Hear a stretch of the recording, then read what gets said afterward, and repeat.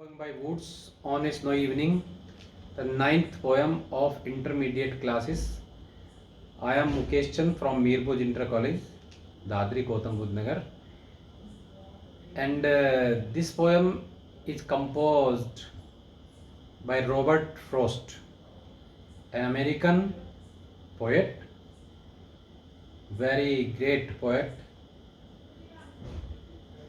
This is the full of education. In this poem there are philosophical ideas also. Hindi में अगर हम बात करें तो इसमें शाब्दिक अर्थ भी है और कुछ रहस्यवाद भी है।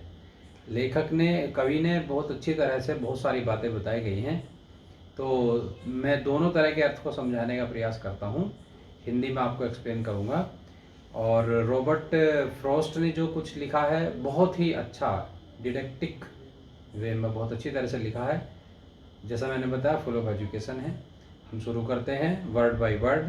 जिनके पास बुक हैं वो अपनी बुक में देख सकते हैं और मुझे सुन सकते हैं, और नहीं तो मैं ये कोशिश करता हूँ कि साइड में आपके टेक्स्ट भी चलती रहेगी।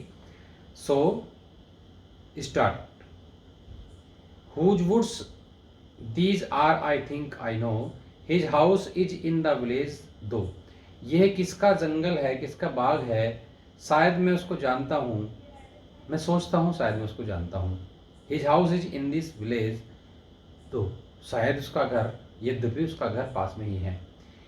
ये एक ऐसे मुसाफिर की, एक ऐसे राहगीर की, एक ऐसे यात्री की कहानी है जो सुबह घर से निकला हुआ है अपने घर से, और उस प्रतिदिन की तरह वह रात को लौटकर घर आता है। जब व्यक्ति अपने घर से निकलता है तो अक्सर वह अपने बच्चों से, अपनी फैमिली से ये वचन दे करके आता है कि मैं जल्दी लौट आता हूँ। बिल्कुल उसी तरह का शाम का समय है। जैसा कि किताब पोएम का नाम है stopping by woods on a snow evening. Stopping means रुकना, बाय मीन्स के पास, वुड्स मीन्स जंगल, ऑन ए स्नो इवनिंग बर्फ पड़ती हुई शाम है, और ऐसे में एक जंगल में रुकना विशेष बात है। ये शाब्दिक अर्थ है, फिर दूसरा अर्थ भी बताऊंगा। दूसरा अर्थ यह है स्नोई इवनिंग और वुड्स जो है ये सब these are the attractions of the world. हमें दुनिया में ये आकर्षण है दुनिया के, तो क्या हमें यहाँ रुकना चाहिए, इस बारे में लेखक कुछ बताना चाहते हैं। तो बताते हैं whose woods these are I think I know, ये जंगल किसका है ये मैं जानता हूँ, शायद मैं उसे मुझे पता है, और मुझे भी ये भी लगता है कि यद्यपि उसका घर पास में ही है। He will not see me stopping here, फिर भी अगर मैं यहाँ रुक जाता हूँ तो वो मुझे देख नहीं पाएगा। To watch his woods fill up with snow, और ये जंगल, ये जो बाग है जहाँ मैं रुकना चाहता हूँ, ये बर्फ़ से भरा हुआ है, लेकिन वह जिसका ये बाग है वह उसको अपने सुंदर बगीचे को देखने में इंटरेस्टेड नहीं है, यानी वह अपनी इसका आनंद नहीं ले रहा है। ये पहली 4 लाइन में बताया। कहने का मतलब है ये दुनिया है, ये दुनिया में बहुत सारे आकर्षण हैं और इसको बनाने वाला भगवान है। बहुत सारे इंसान ये सोचते हैं कि भगवान को कुछ पता नहीं है, हम जो भी कुछ कर लें, लेकिन भगवान सब जानता है। इस आगे देखें, my little horse must think it queer. जो ये यात्री है इसके पास छोटा सा एक घोड़ा है, टट्टू जिसको कहते हैं, उस घोड़े पर बैठ करके जाता है। माई लिटिल हॉर्स तो कहता है कि मेरा छोटा सा जो घोड़ा है उसे ये बड़ा अजीब लगेगा। Must think it queer, queer means strange, वो शायद इसको अजीब सोचेगा, विचित्र सा लगेगा। To stop without a farmhouse near, कि ऐसी जगह रुकना जहाँ फार्म हाउस भी आसपास नहीं है। Between the woods and frozen lake, एक तरफ घना जंगल है जो बर्फ से ढका है, एक तरफ झील है जो जम चुकी है ठंड की वजह से, तो क्या ऐसे में रुकना सही है। The darkest evening of the year, और वो ये भी सोचता है कि आज की जो शाम है वो बहुत ही घनी शाम है, डार्केस्ट है, यानी बहुत अंधेरा भी ज़्यादा हो रहा है और शाम सुहानी भी है, ये बात भी है। इस आगे वो बताते हैं he gives his harness bell a shake. यहाँ भी घोड़े के गले में बंधी हुई जो घंटी है वो उसको बजाता है, और एक तरह से जो घोड़े की जीन होती है उसमें बंधी हुई घंटी है।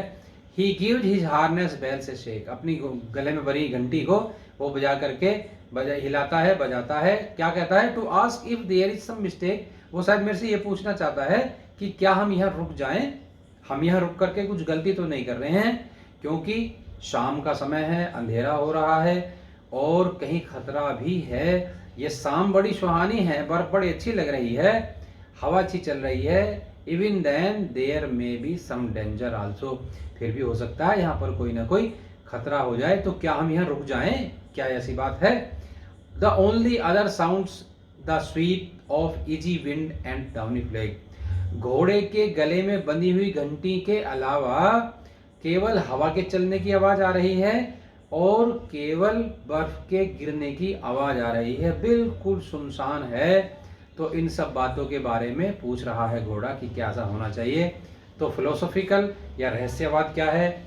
घोड़े को आत्मा का प्रतीक बताया गया है। जब हम दुनिया के आकर्षण में फंसते हैं, जब हम कोई गलत कदम उठाते हैं, तो हमारी आत्मा बार बार घंटी बजाकर हमें चेतावनी देती है, हमसे पूछती है कि क्या हम यहाँ रुक जाएं, क्या ये आकर्षण सही है, क्या ये दुनिया हमारे लिए है, हमसे पूछती है। आगे की 4 line, the most important last 4th line, the woods are lovely dark and deep. ये जंगल बहुत सुंदर है, बहुत घना है, बहुत सघन है।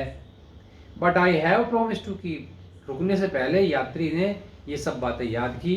उसने बताया कि निसंदेह ये जंगल, ये वन, ये जो बगीचा है बहुत प्रिय है, बहुत प्यारा है, वेरी लवली, बहुत आकर्षक है, डार्क है, बहुत घना भी है, एंड डीप, और बहुत सघन भी है, अंधेरा बहुत ज़्यादा हो रहा है। लेकिन मैं यहाँ नहीं रुक सकता। क्यों नहीं रुकूंगा? I have promise to keep. मुझे तो एक वचन पूरा करना है। मैंने किसी को शब्द दिए हैं, किसी को मैं वचन देकर आया हूँ कि मैं शीघ्र ही घर लौटूंगा, इसलिए मैं वापस जल्दी घर लौटूंगा, मैं यहाँ नहीं रुकूंगा। And miles to go before I sleep, and miles to go before I sleep. और सोने से पहले मुझे बहुत सारे काम, अर्थात बहुत लंबी यात्रा पूरी करनी है। अभी मैं घर नहीं पहुँचा हूँ। This is not the my house. ये मेरा घर नहीं है, यहाँ मुझे रुकना अच्छी बात नहीं है। ये बाद की 4 लाइन जवाहरलाल नेहरू की टेबल पे भी लिखी पाई गई, जिन्होंने ये नारा दिया कि आराम हराम है। कहना ये चाहते हैं कि सोने से पहले हमें अपने कार्य पूरे करने चाहिए। ये सब बातें थी जो रॉबर्ट फ्रॉस्ट ने अपनी पोएम में लिखी। आखिरी की 4 लाइन, अंतिम जो 4 लाइन है, इसमें कुछ रहस्य छिपा है, तो उसको मैं बता दूं। ये जो the woods are lovely dark and deep, यहाँ बताया है कि जो जंगल है, ये जंगल मीन्स यहाँ ये दुनिया बड़ी सुंदर है, यहाँ बहुत सारे आकर्षण हैं, बार बार मन करता है कि हम यहाँ रुक जाएं। लेकिन हमने परमेश्वर से कुछ वचन किया है, हमने उनको कुछ वायदा करके आए थे। अर्थात आत्मा जब परमात्मा से अलग होती है, इस दुनिया में आती है, तो वह उससे ये कह करके आती है, ऐसा लोगों का मानना है, ईसाई धर्म के अनुसार भी ये बात सच है, कि वो ये मान करके आती है कि हम यहाँ पर अपनी कुछ गलत कार्यों का फल भोगने के लिए इस दुनिया में आए हैं, और यहाँ हम अच्छे काम करेंगे और हमारी जो पुनर्मिलन परमेश्वर से हो जाएगा। इसलिए आखिरी लाइन में लिखा कि before and miles to go before I sleep. और कहते हैं सोने से पहले मुझे बहुत दूर जाना है। इसका मतलब है sleep means the death, end of life. तो हम इससे कि हम सदा सदा के लिए सो जाएं, उससे पहले हमें बहुत सारे इम्पोर्टेंट काम करने हैं, और इसलिए हमें सोने से पहले बहुत सारे इम्पोर्टेंट काम करने हैं। तो हमें अभी नहीं सोना है, हमें अपने गंतव्य तक पहुंचना है। हमारा जो रियल होम है वो होम ऑफ गॉड है, परमेश्वर का घर है। मोक्ष की प्राप्ति हमारा जो परम उद्देश्य है, हम उसको ध्यान में रखना है, परमेश्वर के बारे में सोचना है। So all the students who are interested in this poem, मैं सबको ये बता रहा हूँ कि ये बहुत इम्पोर्टेंट पोएम भी है, लाइफ के लिए भी है, एग्ज़ाम के लिए भी है। और आने वाली बहुत सारी पोएम अभी और आने वाली हैं। मैं कुछ पोएम्स को इंग्लिश में भी एक्सप्लेन करूँगा। जो इंटरेस्टेड हैं इंग्लिश में एक्सप्लेनेशन के लिए, वो इंग्लिश में भी सुन सकते हैं। और एक पोएम अभी छूटी हुई है, ला वेली डैम सेंस मर्सी। Very soon I will explain in Hindi and in English also. तो जल्दी से आप इस चैनल को सब्सक्राइब करें और हर पोएम को शुरू से आखिर तक देखें। मुझे गाइड भी कर सकते हैं, जो मेरे टीचर्स के समान हैं, आप मुझे गाइड कर सकते हैं, लाइक कर सकते हैं। Thank you very much.